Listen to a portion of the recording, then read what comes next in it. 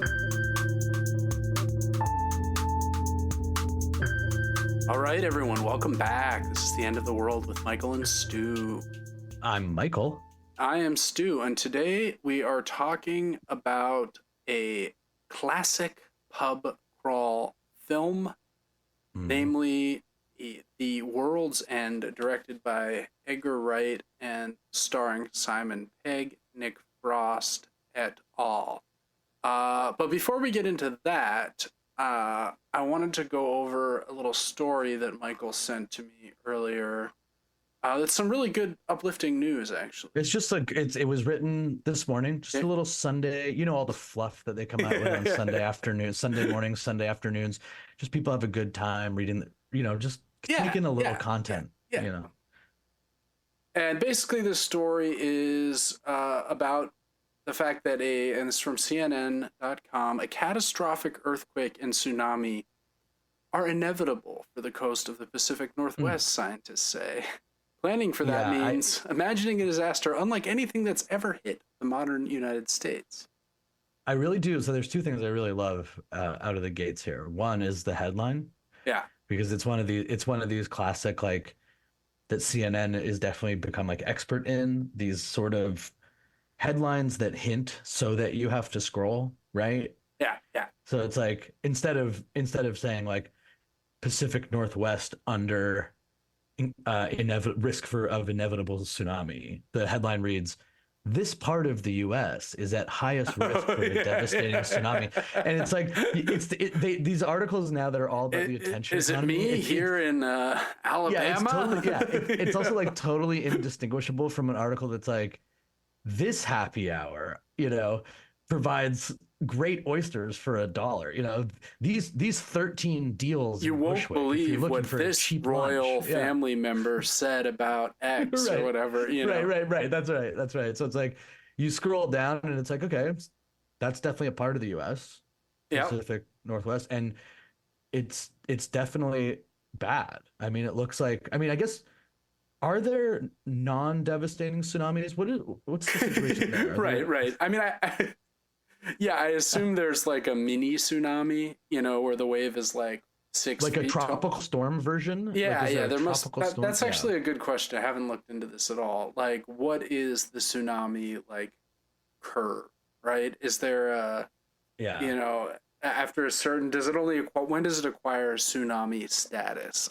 It's one of my like really great, like, the one thing I do really love about like the weather lexicon is that like the names are just bangers. Like earthquake obviously is just classic down the middle. Yeah. Hurricane sounds so fantastic. And then this one, man, like a tsunami, like there's no way you can think of something that's not devastating. It just sounds like exactly what they're describing, which is the second part I really liked about the article, which is like essentially asking us to imagine the inconceivable. They're like you would never be able to imagine this, but imagine. Yeah, they're also like 30 or 40 years ago, we didn't even know this was possible. Now, however, another good weather word, typhoon, which is like typhoon's nice. Tropical storm in the Pacific on the Asian side. Also, I like monsoon, right? Yeah, a lot of good weather words. This is a good insight. So basically, the story tells us that there's a 700-mile fault off the coast of Northern California running up to Vancouver Island, and it has the potential to cause a 9.0 on the Richter scale earthquake, which would be about the same of the one that struck Japan in 2011 and caused the Fukushima disaster at the nuclear plant there. And basically, like, none of the infrastructure that's been built in this tsunami zone in the Pacific Northwest, Northern California, Oregon, Washington, none of it will survive. like since 2005, a few things have been built that could survive, but anything built before that is basically toast if this big earthquake hits. And there's nowhere for people to escape to. There's no higher ground for any of the residents to flee to. They would need to construct something like 50 massive sort of shelter structures to house the people in this area. And as we know, there's a lot of political will to do pragmatic things. Like, well, it's interesting because like I mean, on the one hand, obviously, ideally, we would be doing what's necessary to retrofit these areas so that people don't suffer.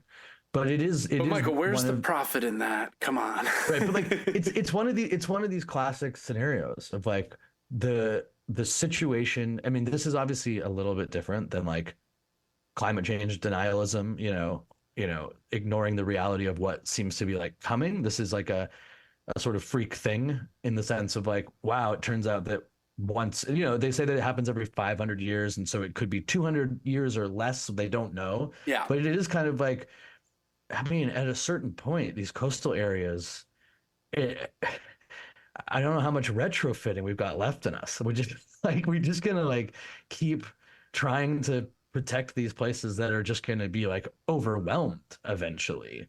Yeah. But it does kind of like, it kind of reminded me of the three body problem conversation, right? Because, the idea back in that that we've got 200 years or whatever until the aliens like 400 arrive. years before the aliens come. And it is a great question of like, doing what's the math if it's totally unpredictable, but it only happens every 500 years.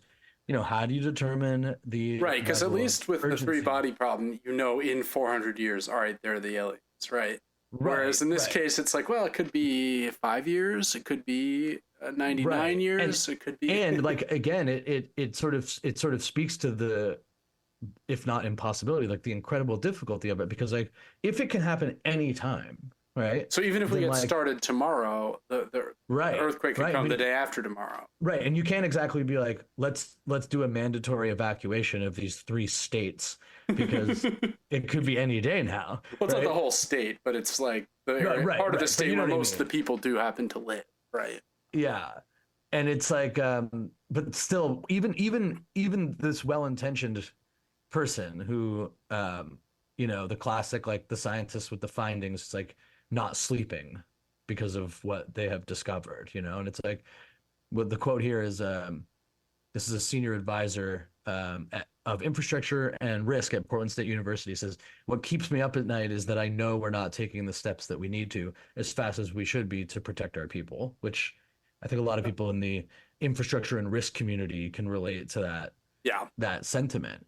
But even in a conversation like this, it's just like, trying to explain in this very simple way, because it's not going to happen. Like it says here, it'll be a long process and cost billions of dollars to retrofit existing communities. Melger believes the effort is well worth it. My children might not see dividends. My grandchildren might not see dividends. We're playing a really long game if we're doing it right. And it's just such a funny, like, linguistic tick, dividends, to be like, yeah. Yes, to be like, you might not see the economic benefit in your lifetime or your children's lifetime, but please help people. Right, it's like even the outcome of this like disaster management must be cast back into like capitalistic language, essentially. That's right. We can only see this in terms of some kind of gamble on future. Right. Yeah, we're playing a long game. It's like this guy's talking like he invested in Amazon in the early 90s or whatever. Yeah, no, exactly. It's pretty bad. But it is similar to climate change. It's a little different because it does have that catastrophic quality, right? Where like one day there will be just an earthquake. It's going to happen. There will be a tidal wave that comes and possibly flattens, Portland, Oregon or whatever, flattens Seattle. I'm not. The article is not that specific about which are the communities most likely to be destroyed in such an event, but right. And again, it's like it's just a very unfortunately common problem where it's like, just to finish up the article, it's he says, Melger says, we know enough about building codes, we know enough about early warning, we know enough about tsunami evacuation zones that it need not be that bad. Right. What is less clear is whether people are willing to invest billions of dollars to prepare for something that may not happen for 200 years. And it's like, is it less clear? we can't invest We billions of know dollars that- to let people now with cancer go to a doctor. Yeah. Like you don't think you know whether people are going to want to invest in this for someone in 200 years? Like people don't invest so that their grandma can live an extra 8 years. Michael, the jury's still out. Yeah. Gotta It's kind of like wait for their verdict saying, to return. what is less clear is whether everybody and the way that they act right now starts to change immediately. You know? Well, what is interesting though is in Japan they have made a lot of these changes to their infrastructure, so that even though the 2011 tsunami was very devastating, it was much less devastating than it could have been if they hadn't prepared the way they had. Right, and again, I don't know enough about. Well, in Japan, I think there's a places. longer history of this kind of event. Right, I think that Japan is at a greater risk for tidal waves and earthquakes. Well, and there's also other places that are profoundly more in touch with the concept of long-term planning. Right? That's true, and we are not in that category. No, no, it's sad. In a way, you could say that we've. Who will think of the third quarter numbers? You know what I mean? Like that's. What about 3Q? Yeah, no, exactly. Well, in a way, you could say as a society, we have failed to grow up, which is my way of transitioning us towards the topic of this week's podcast, namely The World's End, which I said before is directed by Edgar Wright. It is the third and final film in his so-called Cornetto trilogy, just named for this type of ice cream that appears. You've never had a Cornetto? No, I mean I'm an American. No, Cornetto's like the drumstick of the UK. Yeah, yeah. You know? Well, I haven't been to the UK since. Okay. Since the ones that you since peel 2000. off the top. Yeah, no, I know ice cream and I know what it is, but extraordinarily cheap. Yeah, it's like something you could get out of like one of those. The guy has a cooler on the side of the road, kind of thing. Yes, that's right. Sort of like an icy or something. Right. Or a snow cone, perhaps. Sure. No, I've been to. Yeah, I've been to the UK in the summer. Actually, I haven't been to the UK in almost 25 years. Isn't that crazy? Well, apparently, we won't cover this story in any detail today, but there's also a massive heat wave coming to the UK. Oh yeah, I saw. Who have a far lower percentage of households with air conditioning. No, I saw. And, I saw some people complaining about it on X.com. The everything site. Yeah, but let's talk about so this is the last of the trilogy, the first two being Shaun of the Dead and Hot Fuzz. That's right. And I've seen all of these movies a bunch of times, and always really like them. They have this interesting take on the sort of end of the world scenario. Yeah. I mean, really, Shaun of the Dead could have fit into this. Maybe someday we'll come back and look at that one as well. But the essential insight of Simon Pegg and Edgar Wright, who composed the script for these films. What's the word for that? They wrote these movies. They composed the script. They entered. That's good. Hot Fuzz was. I consider him a composer of film. That's right. It's a sort of genre mashup, right? Yeah. It's a Shaun of the Dead is kind of like a slacker meets zombie movie, right? Hot Fuzz is like a cop procedural meets kind of cult horror movie. And this is a sort of alien apocalypse meets reunion movie. Reunion / Arrested buddy movie. Buddy Arrested Development movie, right? Yeah. So in this film, we have a group of friends, and it starts with a flashback to when they were just finishing the equivalent of high school, right? Mm-hmm. And they went on this legendary pub crawl in their wretched sort of small city. What's it called again? Newton Heath? No, something like that, yeah. And it's like, it's not a real place, right? It's No, it's a classic sort of English pub town, like Milton Keynes or something like green this. rolling hills, though, like outside of the city. It's not in London. It's like somewhere in the Midlands. They have to take the train up, right? Yeah, exactly. Um, and it's a kind of dead end place, right? Yeah. And there are these 12 pubs that they want to go to and have a pint at each pub, move along to the next one. And then by the end of the night, you're presumably completely obliterated. And the last pub is called the World's End. And that's the very fitting titular pub of the film that do you ever do something like this, like a sort of destructive pub crawl? I definitely did one, but I definitely didn't remember anything from it. Yeah.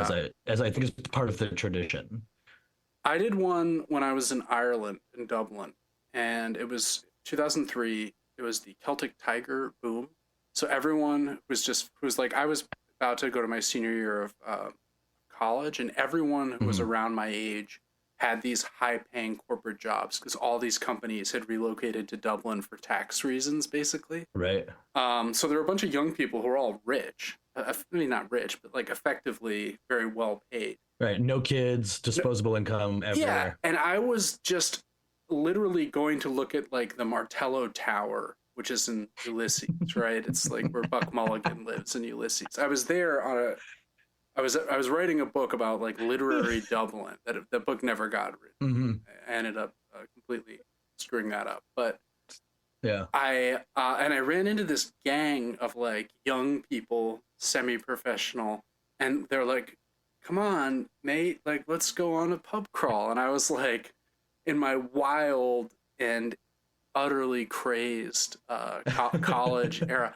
and all I remember is that by the end of the night I was like so hammered, and I was at this pub in Dublin, and I like panicked. I was like, what am I doing with these people? Like, I don't know them. Right. Who the hell, what's going on? And in my rush I like grabbed my sweater to go, and I ran back to my youth hostel, and like I got in just before closing time. And I undid the sweater and revealed to my horror that I had stolen one of the girls on the pub crawl's like blue jumper. And, like in my drunken oblivion, I had absolutely I didn't even notice for like a mile. I had to walk like a mile back. This girl's small sweater. Well, she wasn't that definitely mine. She wasn't that small, but never mind. I should have realized it was a completely different texture. So, that's my British Isles. I know Ireland is not part of Britain, but that is a similar kind of my experience with it, like I can't tell a story like that and I never have this problem of like when you drink and you wake up and you don't remember anything. This is the only time of my life. No, that's true. You don't drink to excess. I used to, and then I've stopped altogether for the last decade. Yeah, so. And like in my college days that were probably less crazed in terms of like quantity and zeal. I already didn't really like going places, and I certainly didn't like going to like college bars and college clubs in Kingston fucking Ontario, which was just like a hellscape, and where I went to college. And I just remember being like, so wait, the idea of this is I have to go to 10 different nightmarish locations in one night? That's the sell? Like it's like, oh cool, I compound everything I hate about my existence right now and my like sort of like thwarted college social life that I'm really not taking to. Why don't we just push that all into one experience, spend so much more money than usual, and like you're out in like Kingston winter, just like trying to shield from the snow while you're like, hurling. So you did it in an Ontario winter. That's what you're telling me. Yeah, like you're out, you're in your fucking like dorm or whatever, and someone crafts the idea, and you're like, I guess I should. Oh my god, that sounds like such a nightmare. Back in the day, where maybe it's still where it's like very much like, oh, you're not gonna do the pub crawl? What are you, some kind of pussy? Like, I'm not some kind of pussy. I'll go and make sure I can't remember this. You weren't just gonna stay in the dorm and like chug Labatt Blue or whatever, right? Right. That's right. Yeah. So in this film, we have this group of guys, and they try to do this. They fail. During the course of the night, various members of the group drop off the pub crawl. One smokes a joint and gets too stoned, passes out. another guy has to puke, and so he's left behind. And they make it most of the way through, but they never make it to the world's end.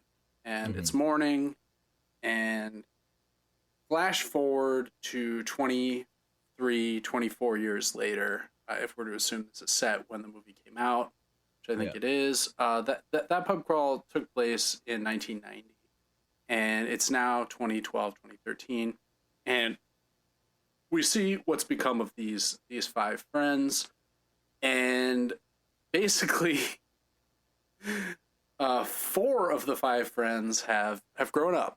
They're, they've grown up. They have adult professions to varying degrees, right? And of course, one of the advantages of the genre mashup thing is that it does allow sort of excuses very sort of rote character building. So sure, you know that you're in for the classic, like, yeah, I'm married and have a good job, but guess what? Like, my life ain't all rainbows and sunshine. That, like, the small resentments of the way that they've lived they're all very obvious, or one of them like wasn't obviously in love with another one of them's sisters, and so he's harbored that, and that's going to be, but like, because of the way that they mix this stuff up and how good the writing and acting is, it's like it doesn't matter. It doesn't feel boring it feels just trite. Like it feels like a skeleton on which without quite being a send up of the genre. No, the alien one a little more, but the like the crux of the emotional weight behind the reunion that happens here is like still pretty good. It's just so let's go through our characters. The main character is Gary, played by Simon Pegg, and we get a hint that all in his life is not going great because he seems to have been relating this legendary tale of their attempt at the world's end to some kind of group therapy meeting. That we cut away from that, and you kind of don't remember that. It comes back at the end, but it's smartly done. The seed is planted, and then the next thing we see is Gary showing up in a black trench coat, seemingly smoking cigarettes indoors, doing many retrograde kind of immature behaviors, confronting each of his friends in turn, saying, "We've got to do it again. We've got to finish what we started. We've got to conquer this pub crawl." And he goes to see his friend Peter, played by Eddie Marsan, who is a used auto salesman who works for his father. Seems rather cowed by the more domineering father. He's skeptical. Next, we see Steve, who's an architect, played by Patty Considine. R.I.P. Viserys, the first Targaryen, right? Died. Yes. House of the Dragon. I was like, where have I seen that guy before? Oh, right. He's the decaying king. Then we see Oliver Oman. He has a six birthmark on his forehead, so they call him Omen. Played by Martin Freeman, Bilbo himself, Tim from The Office. Mm-hmm. And then last but not least is, of course, Andy, who has been sober ever since a car accident somehow involving Gary many years prior, and he's played by Nick Frost. He's fucking fantastic in this movie. He's wonderful in all the movies. Yeah, he is. But my God, like all the movies really hang around the Pegg Frost kind of. Yes. Right. All the other guys, I think, appear in some form in the other movies as well, or maybe one or two exceptions. I mean, they have that kind of. There's like a stable of actors that are in all of these films. And like some of the smaller characters are like people from their sketch show. There was a sketch show called Man Stroke Woman that Frost did. Yeah, and then there was Spaced. Wasn't that the other one? Yeah. So like, it's kind of like a troupe almost. That's right. And a bunch of these people, of course, also appeared in other BBC shows of the early 2000s, like The Office, as I just mentioned. So everyone, oddly enough, agrees to this. Well, he does this kind of funny but obvious thing where he's like he tells everyone individually that everyone else has agreed, so it's like the group has decided to do this. Yeah. So Andy, Nick Frost's character, has been sober for over a decade, and yet he cajoles him into doing it by claiming that his mother just died. Right. And And this the treatment of his sobriety is very harsh, right? Like there is no respect for like, the process of getting sober and sort of how, I think the basic understanding when someone is like, I am sober is like, you oh, don't, good for you, man. I got it. yeah, Like, wow, I good for you, wish but wish how about I you wish I dial, could wish I could do that. yeah, or like you're not like, why don't you dial it back here for this one night? Like it's pretty understood that that's not part of the process of Right, sobriety. right. The one day at a time doesn't include Yeah, the one day where you don't right, obey the that's one right. day at a time rule. Yeah, I mean exactly. And all the other people have various buttoned up jobs. It seems like Gary has never had a job. He has the Yeah. same car that he had in the 90s. He has the same tape that his friend made for him in the tape Yeah. deck of the He's car. in he's in the like the very, very like overwhelming, like youth oriented form of Arrested Development, Yeah, right?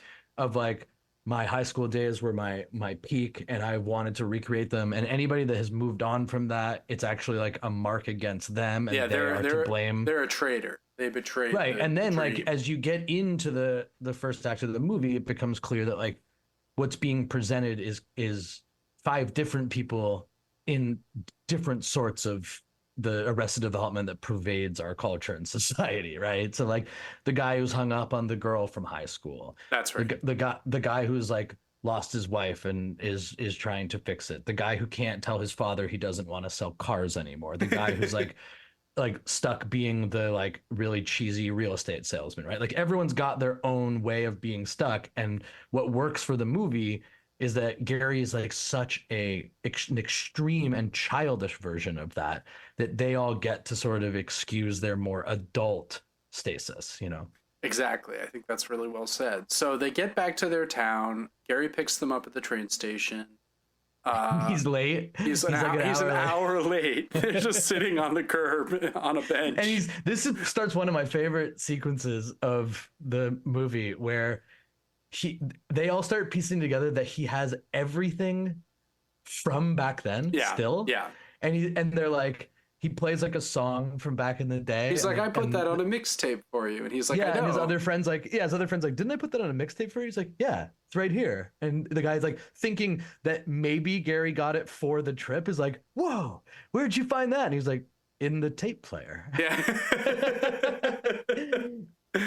And it turns out the car that his Peter sold him from his dad's used car lot or whatever is still actually registered to Peter. And Yeah, so yeah, for 20 years there've been like points accruing on his license and they right. like and when they get pulled over by a cop, he gives his name as Peter and like he's like, oh, I don't have my license, can you call it in? And he's like, Peter's like, well, wait, you've kept it registered to me, but like I've moved like 6 times since then. He's like, yeah, I updated the registration each time you moved. Yeah, it's this idea, right, that like Gary's like insistence on maintaining like a nostalgic existence is the only thing that he will put work into, right? So like Yeah, he has fixed this shitty 1989 Ford. He's replaced every single thing in it right. so It's a that it real can still look like a piece of shit from 1989. it's a ship Right? of Theseus situation where like the car's parts have been like completely Yes, replaced, but it's still the same car it's still the because same car. a couple Yeah, original like nuts and bolts are still in there, or yeah, whatever. He's like, yeah, I basically had to replace the whole engine. Um, they meet Oman's sister, Sam, who is played by the sublime Rosamund Pike. And as you said, yeah. She's Steve, great too. the architect, is totally in love with her, but also so is Gary, right? Yeah, and so like I think just the one last thing for the past storyline to establish is that of course Gary did peak at this time and was like the coolest one of the five. Yeah, And so like of all the five that naturally are gonna like fuck the friend's sister in the bathroom at the bar, it's gonna be Gary because Gary King does crazy shit. yeah, And meanwhile, like quiet, sweet friend is just in love with her and sort of like ruminates on this for decades. Like that's as soon as he hears she's back, he's like, I'm actually gonna say it this time. He's like, that's what I like. There's no humming and hawing. Oh my god! Like, so they start on the pub crawl. Sam sees Gary and is like, Gary, what happened to you? And it's like, nothing's happened to him. That's the problem. No, he's like, nothing. I haven't changed at all. And she's like, yeah, no shit. Like, she's like, yeah, you really haven't. Very quickly, everyone in the town seems weird, right? Yeah. Everyone is dull. The pubs all seem to be only serving this one brand of ale. It's as though a corporation has come to town and bought up all of the pubs. And like, they actually say like the pubs have been like Starbucksed. Right. They've been corporatized in a Starbucks fashion. Right. And also like at first, one of the things I like is that they go in and, you know, you look at Gary, who goes into every bar and knows the name of the barkeep and is not recognized. And you kind of take it like at first, like, oh, this guy like it isn't the legend he thought he was. Well, he's also living in the past, and these people have all had 20 years of life. Right. And why would you remember a random customer from 25 years ago? You start to sense that the repetition is probably trying to point us in a direction. Right. Yeah, and they even see Mad Basil, who's the sort of local conspiracy theorist who I think Steve used to humor a little bit because he seemed... Walder Frey? Oh yeah, you're right. It is Walder Frey. Yeah. And he looked lonely, so they kind of would chat with him, and you know. But even he seems somewhat dull in this sanitized corporate pub environment. Right, and their old drug dealers also wearing a suit now. Right, and he's like, I don't do that anymore. He's like, I have a code with him, and he goes up to him and he's like, got any drugs? You know? No, he like bangs on the table 4 times, and then he's like, do you have any drugs? And he's like, I don't do that anymore. Like, I work for a big company, blah, blah, blah. And it's as though all these people have grown up in a way that Gary hasn't, but in that growing up, they've, like you said before, sort of slotted themselves into these very inflexible, conservative identities, right? Where like they can't, there's no room for being, the crazy conspiracy theorist just sits at the bar. No one even wants to talk to him, not even a friendly Steve. And the kids that they see around, the teenagers that they see at the pubs or whatever, also seem very they don't seem like they remember themselves as though there's some it feels like one of those communities in like Connecticut or Jersey where everybody who leaves New York to have kids now lives and probably just kind of goes around and maybe try to meet a few people for the game on Sunday, but that's pretty much it, you know. You mean you mean where I grew up, Michael? My home turf. Yeah. I have no idea what that's like. It's wonderful. So Gary is in the bathroom and he gets into a kind of fight with one of these teens. He's trying to impress the teen about his glory days. He's like, back in the day, we're going to do the golden mile or whatever, right? And the kid just literally does not talk to him. Yeah, he's not antagonistic. In fact, he kind of issues like a warning. He's like avoidant. He's like, just let's not do this. Leave me alone. I'm not interested. But he gets into a fight with him. He pushes it too far and discovers to his horror the kid is an android of some kind, right? Yeah. He like that bleeds blue goo. He pops off his head, and it's like a robot head, and there's just his friends come in. This is great too. His friends come into the bathroom, and they're so angry at him for like making a fuss or whatever that they don't even clock that he's holding the kid's head.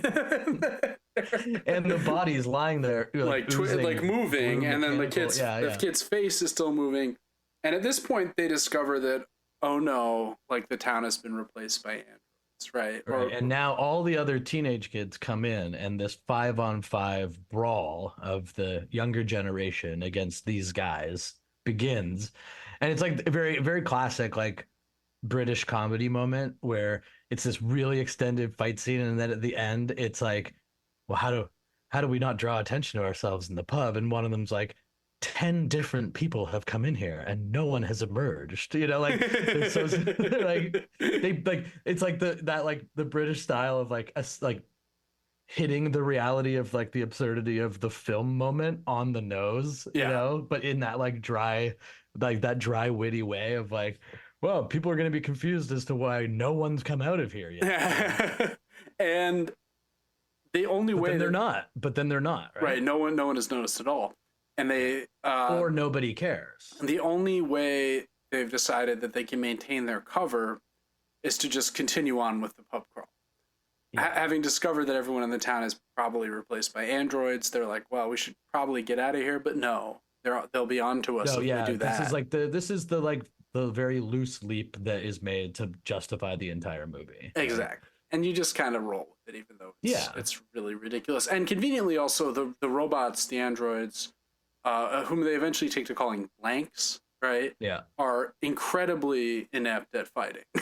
It's such that these like over the hill middle-aged guys can like take them and like kill. Yeah, and in these early transitional moments, I think are sort of for me the strongest part of the movie, the funniest part of the movie, because they keep many of the tropes of the reunion type vibe while they are dealing with this amazing and totally frightening revelation. So like the funniest one is the long sequence where they're trying to figure out what they should call the robots to each other. Right. And then the two guys have a debate. They're not robots because robot means slave. That's a word from the Czech. It's a Slavic word. It's like I forget slaves, what the exact one, but at the end, Frost is like, the best name so far is like Smeg Smeg Eggman or something.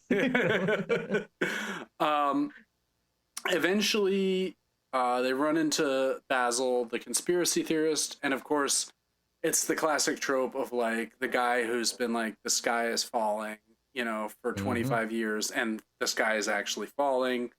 So he's been like vindicated, and we come to learn that the drug dealer that was like kind of avoiding them earlier hasn't been replaced, but he's working along with these people. He's like, fine with what's happening. He wants to get a leg up by, hail ants sort of scenario from The Simpsons, right?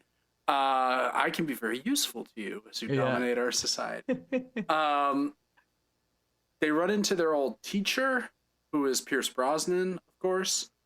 And in a way, the aliens themselves are like teachers for humanity. They want to like bring the human species into this the aliens who are replacing everyone with these robots, right? Yeah. We learn they're behind it. They want to like help humans mature as a society so they can join the broader galactic order. And during another fight, it's revealed that O-Man, their buddy, has been a robot all along. Oh my God. Right. What a betrayal. And he's like, his head is like lopped off, but he's still talking, and he just has a kind of echoey reverb voice now. Like, presumably because the sound is like coming out of the crater of his head. And is eventually O-Man was one of the people in the original pub crawl who like fell off early on. Too. So when he's only defeated, made it to like the first 6. So you realize like, the structure is repeating itself. Like he's gonna fall off, and you realize that means that Peter is also gonna fall off. And sure enough, he gets captured by a group of them, and they're unable to save them. So it's down to this sort of three main guys, which is Andy, Nick Frost, Steve, Patty Considine, and of course Gary Simon Pegg. When they first got to the town, like there's this horrible like modern knight statue like in the middle of the roundabout, which we learn is like UK's England's first roundabout from 1909 or whatever. That's like the big tourist attraction. Yeah. And eventually that horrible modern art knight sculpture is of course revealed to also be like some kind of alien robot. Like it's like every aspect of the town is a part of this. Even as this chaos is breaking, Gary is like, we're gonna make all 12. We're still gonna get to the world's end. Like it's the only thing I have. It's like the only meaningful goal in his whole life and Yeah, I mean, it feels kind of relatable. yeah, Like, yeah, as things are falling apart, you're just like clinging to the one yeah, thing that you've manufactured meaning in, and if anything, it becomes more important. absolutely, right. And so they help the sister Sam to escape at some point, Hmm. right? She gets in a car and drives off. And finally, like, things are really falling apart. They get separated from Steve. They finally reach the world's end. And, initially Andy was like, no, I'm going to stick with just having water on the pub crawl. But as you I mean, said, that's probably the funniest part of the movie for me, when he just sits down and there's 5 shots right in front of him, and he just takes they let him they let it they do the shot where he just does all 5 in a row, and then he gets so drunk during this movie. yeah. It is so fucking hilarious. Like when they go to the club and they're getting like hit on and seduced. By like these hot The marmalade sandwich. Yeah, Is that what they were yeah. called? They're sort of like Spice Girls. 2 blondes and a redhead. Yeah.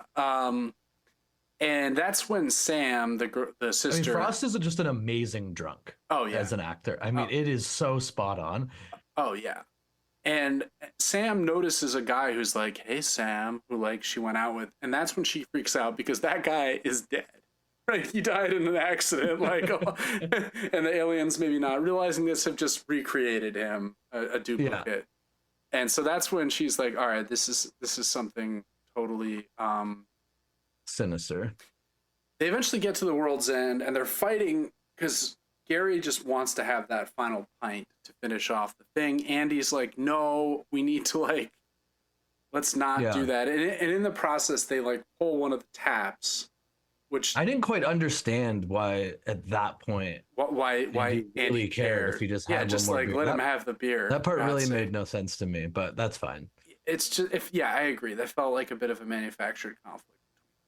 They get siphoned down into this layer where the alien leader emerges, and they're surrounded by the doppelgangers of the townspeople, and they're presented with the option of just being assimilated, essentially.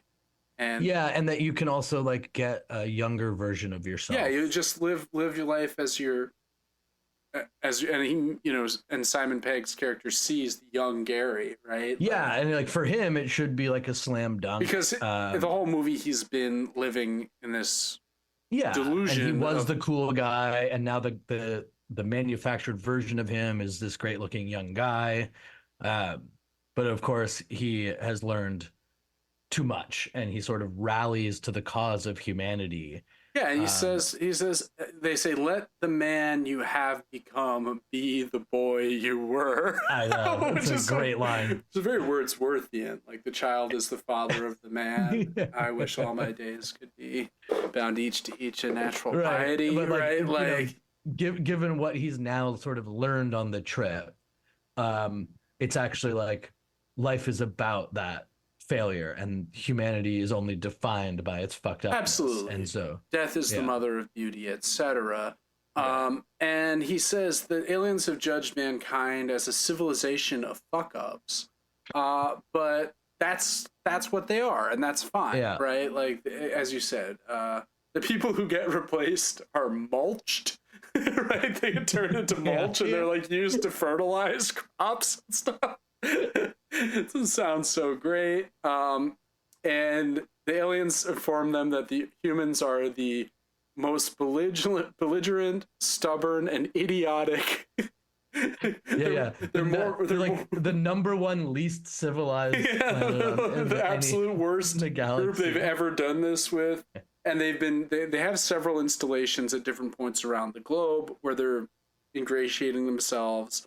With the hope is they're not going to have to replace everyone, but they'll replace enough people to kind of induce a mass culture shift. Yeah, where everyone assimilates as the drug dealer and some of the other towns. Right, like it's a very simple and sort of like obviously ridiculous, and there's no map for like how the characters actually respond to this situation is so absurd, But it is interesting, like I just love the way that they make these choices of this mashup. Because like when you think about the idea that the aliens are sort of like espousing and creating, is like you could also have seen Edgar Wright and Peg like making this like an office comedy, you know, like you get like promotions and like, you know, coming in, maybe there's a merger, right? Like you could have seen this as like an office movie as well, because of like the tone of what the aliens are offering. It's not like, you know, there's no ticking time bomb or anything like that. It's just this, what do they call it? It's like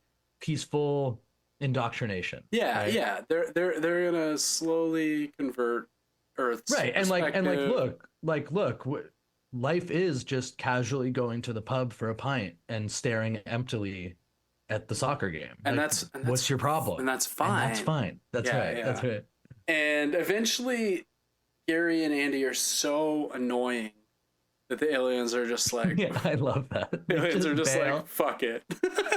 Yeah, just on the strength of these two guys being so annoying. They're like, you don't speak for all of humanity, but nevertheless, fuck it, we're leaving. And they essentially activate some kind of device as they're pulling out. Mm-hmm. And luckily, Sam returns with the car and is able to rescue. Oh, and Steve also returns. He seemed like he might be dead, but he's not. He's fine. They're let out of the dark alien dungeon by conspiracy theorist Basil, and as they're escaping, two of the conformist humans are just like, well, you've like fucked this up for all of us. Like, fuck you. Like, you know, like, they're like, we're really looking forward to our like new future as like mindless servants to these alien overlords. Fucking assholes, you had to come in here and ruin it for the rest of us. Right. And there's a chase where they're escaping this fireball, and they do survive. The car dies, but unfortunately the aliens have also activated a global EMP, right? An electromagnetic pulse that permanently disables all electronic devices on the Earth, sending the whole of humanity to a new dark age where technology is forgotten, and we see that the story has been told by Nick Frost's character, like by like a hobo barrel surrounded by like some other and they're all like staying warm by this, by the like fire coming out of the garbage. And he's like, he's like, we all had to go organic in a big way. In a big way. And then that's how you get the cornetto, right? There's the moment where he's like, I didn't even miss processed foods, and then a cornetto like sticker lands on a fence, a wrapper, and he like stares at it longingly.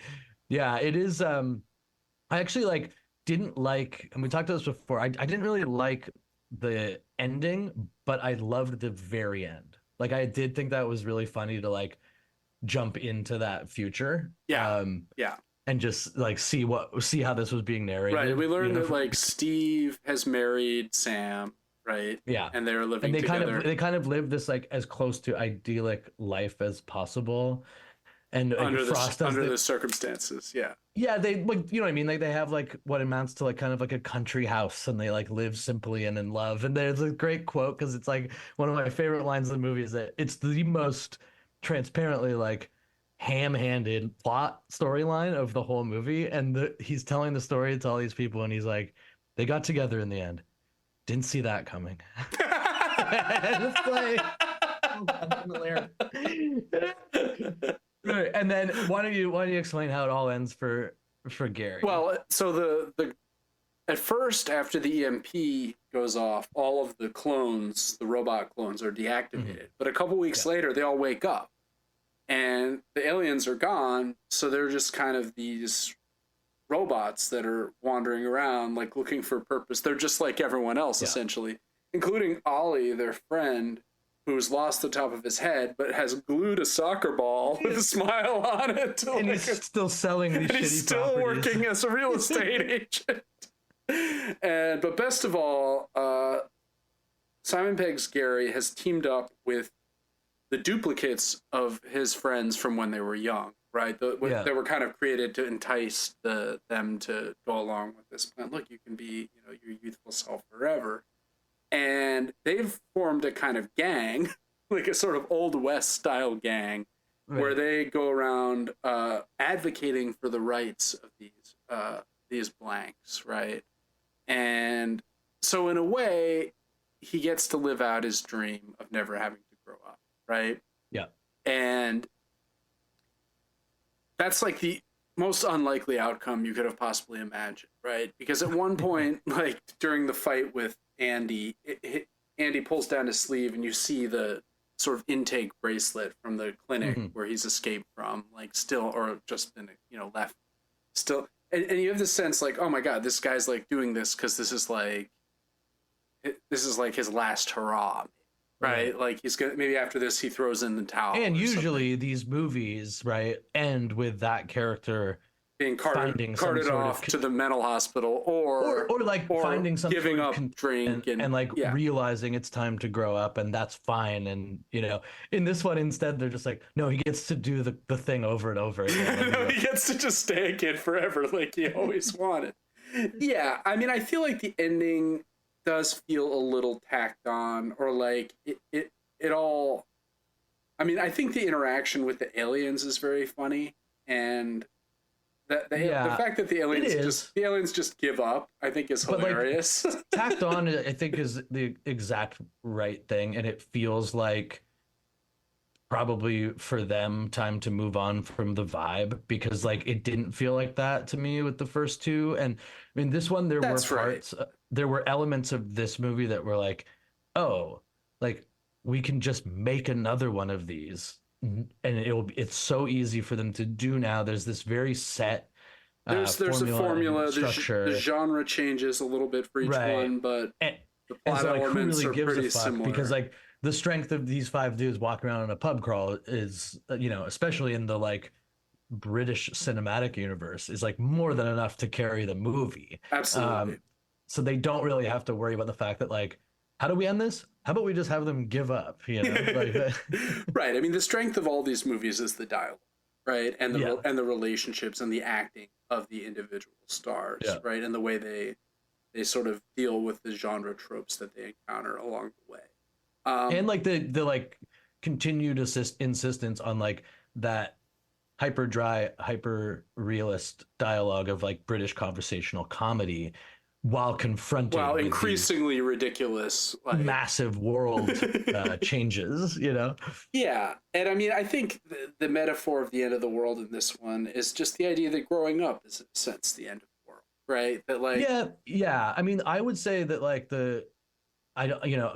one of the takeaways for me is more like the sort of negative, to say it negatively, like the base elements of humanity, but also like the simple ones being confronted with massive technological developments and leaps. Like, you remember when the aliens are giving their speech, they're like, haven't you ever wondered why you started having all of this information technology, that like one day you woke up and you were able to walk around with a computer in your pocket? And like that part, I think, is kind of like really bang on, because this was what did you say? I think this is 10 or 11 years old. It's 2013 it came out. But it is like, it's so amazing because you, on the one hand, you get like this, if you follow the movements of these technologies, on the one hand, you see these like explorations of artificial intelligence and the quest for the singularity and all that. And then it's like, what are people actually doing with AI? They're making some porn.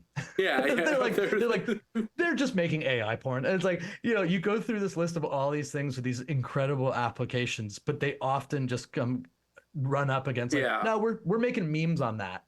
I mean, the one that was trending today was people turning meme photos into animated.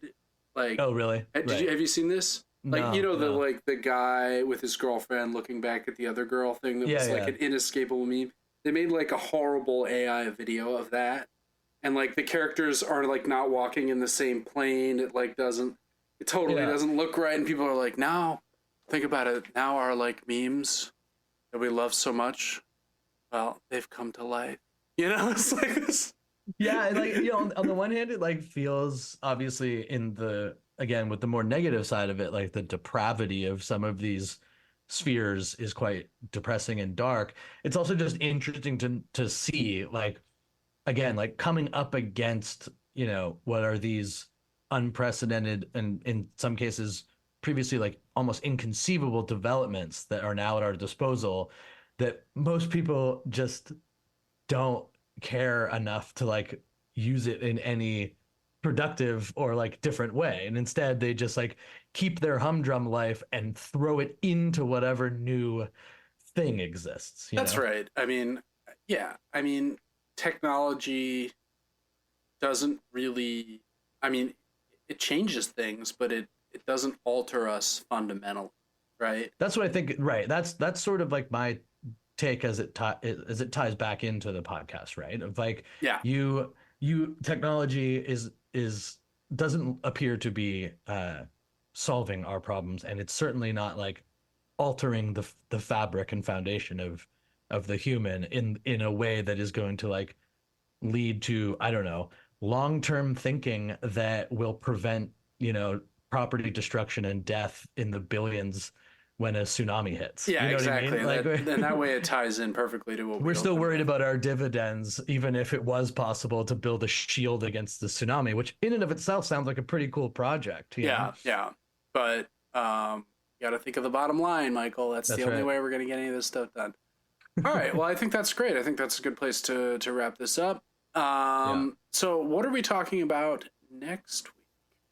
I think this is just a little shout out to our Canadian fans who we're going to take the show up north.